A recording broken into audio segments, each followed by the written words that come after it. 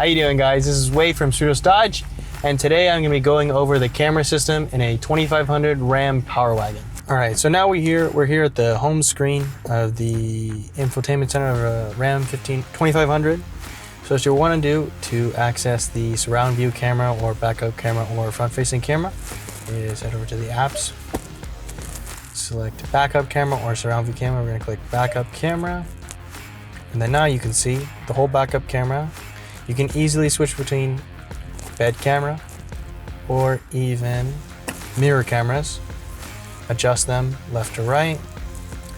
You can go back to the bed camera, rear camera, and now you can access the surround view camera back here, down here. You can see your whole point of view from a bird's eye view. You still have your lines and everything going on. You can either get a rear cross detection path view, so you can see cars that are coming from your left or right behind you. And this, you can access front facing camera, see something if you couldn't see anything come in front of you. Front view with the bird's eye view, and here another view of the bed.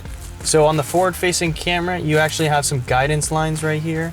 These will be really helpful if you're not too tall and you can't see over the hood of the roof, or what they're meant for when you're off-roading, when you're trying to get over boulders or certain objects. If you were to turn your wheel, it would tell exactly your angle of approach and how your truck's going to go through the dirt or over rocks. When all options are equipped, you can get a total of 5 cameras on a 2500 Power Wagon.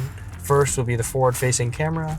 Second would be the cargo camera. Third, the normal backup camera. And lastly, 2 mirror cameras. So it brings you a total of 5 cameras.